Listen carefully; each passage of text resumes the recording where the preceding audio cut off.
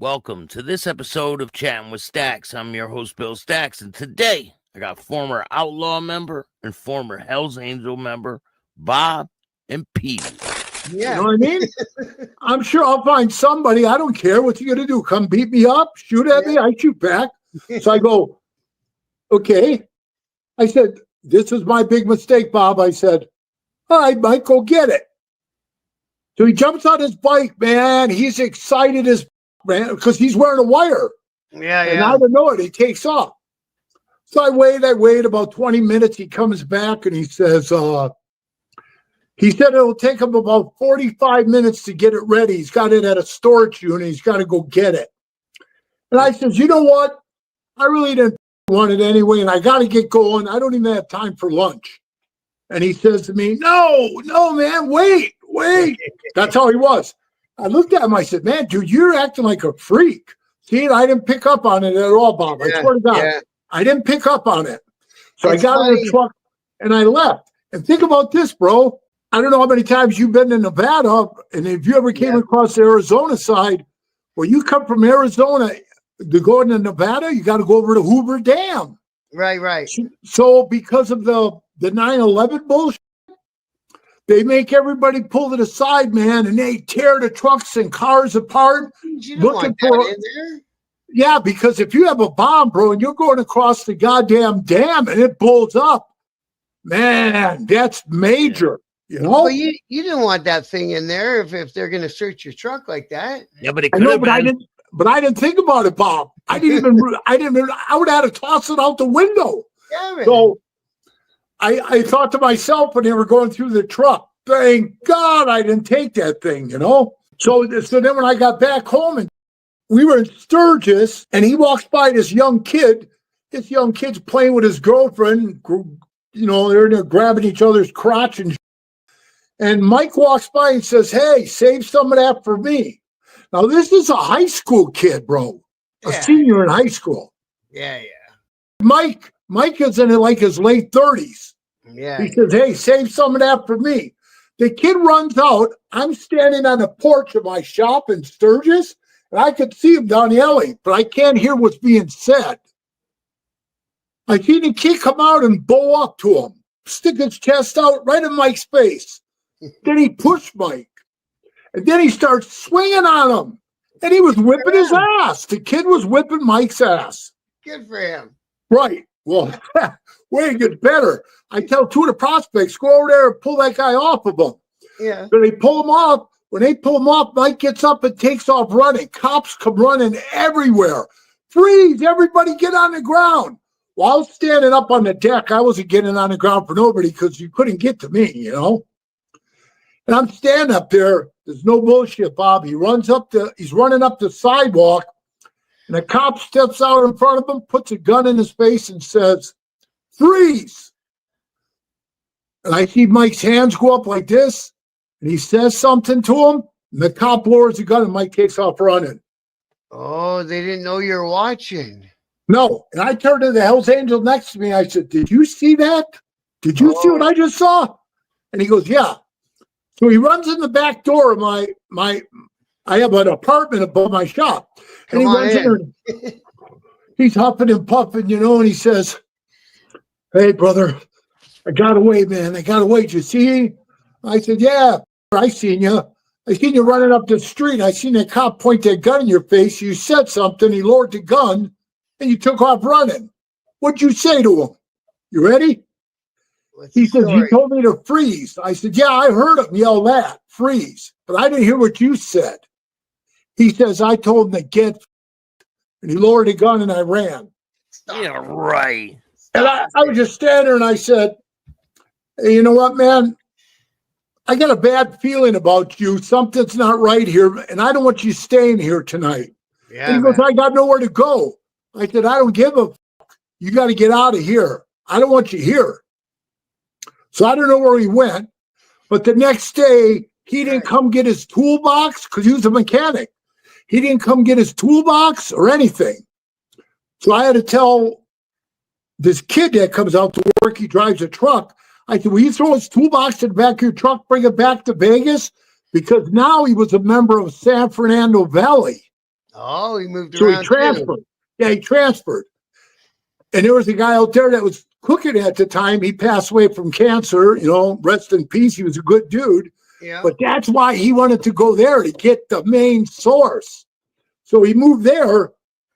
And the president at that time, who's still my friend today, we're both out of the club. He calls me up and he says, "Hey, where's Mason Mike? I haven't seen that mother in over a month." And usually every 3 weeks, you got to check back into your charter. Yeah, they pulled him. Right. And I said, I saw him in Sturgis, but I got to tell you something when I see him privately. I'm not talking on the phone. And he goes, okay. So I see him. I think we're in Oakland. And I told him what happened, just like I just told you. He says, that mother, guess what? And I said, what? He goes, at his apartment, we went and cleaned everything out because the landlord called and said, get it out of there. One of his lamps had a listening device in it. And I said, man, you think that is an informant? And he goes, I don't know. I can't wait. We never saw him again, Bob. Never. The next time we saw him, in court. In court for the Laughlin shootout with the Mongols, he came in as a character reference against the club. No way. Yeah. Now he's in the hey, bro. Now he's in the witness protection for the rest of his life. Yeah. And he's living free, but he still killed that broad and cut her head off. And she had 6 kids. Wow. But so when he was going from chapter to chapter, were people getting arrested or were they building a case? Like what? Did anyone get caught up in any? He was building a case against all of us because I'll tell you what, when I got in a fight with the Mongols and I had to go to prison, when they interviewed me, the feds stepped in and they said, hey, we might pick you up after you're done doing your state time. I said, oh yeah, for what? Conspiracy to purchase. I said, well, good luck on that one. He put a tape recorder on, he pushed it, and there I was in the garage, bro. Yeah, go get it. Go get it. Bitch, man. Wow. That's what I said, son of a bitch. Right I there, said, well, you hey. know. I said, hey, fuck it. Then do what you got to do. And they said, that's little potatoes. We want to catch you on something big. They wanted something big. Yeah. Do you remember when you first got, not very first, but when you were getting in the club for your first year, 2 years, and you start maybe doing some business with your fellow brothers, and you always think to yourself, he's got the same patch as I got. I trust him. I trust him with everything. He can sleep in my house when my old lady's there. He can do whatever. I trust him. Right. And then you get into court and you start reading the disclosures of what these f***ers have been saying about you. Holy. When is the first time you guys ever felt betrayal in the club? I felt it many times. I don't know about Bob, but I mean, I had like 4 Hells Angels wearing wires on me, 4 full patch members. Wow. I had a guy who was in the club steal money off me when I was a hang around. And I still kept hanging around and joined the club. What happened, Bob? How'd he steal money from you? Oh, we were sharing a place together. He was a guy on parole. And I was saving up to buy my first Harley, man. It was only a couple $1,000s. I had it stashed in my room and he stayed on my couch sort of thing. And he was finishing out his parole. I get home one day and he goes, oh, we were broken into. I'm like, who the f*** is going to break into an outlaw's house? Right. And he says, I lost a ring and I don't know if you lost anything. And of course, my cash was gone. And then sitting right in his pocket. While and it's like it was one of those relationships. He didn't ask me for it. I would given it to him. He didn't have to take it. Yeah, but he was a scumbag from the get-go, bro.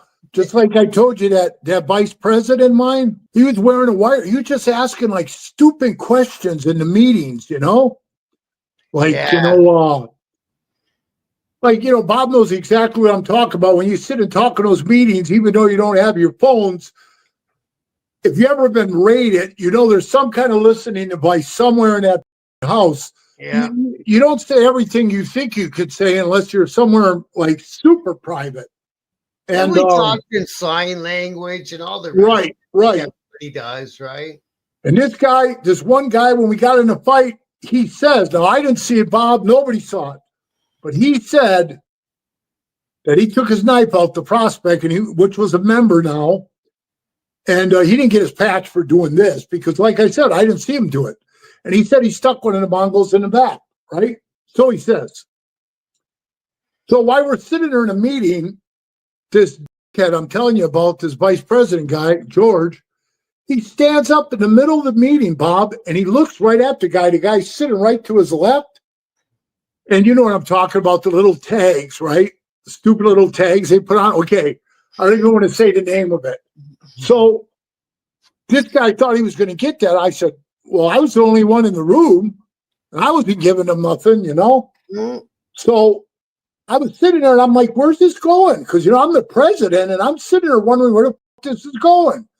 He stands up, he slams his hands down on the table, and he goes, I want to know right now, did you stab that guy or not?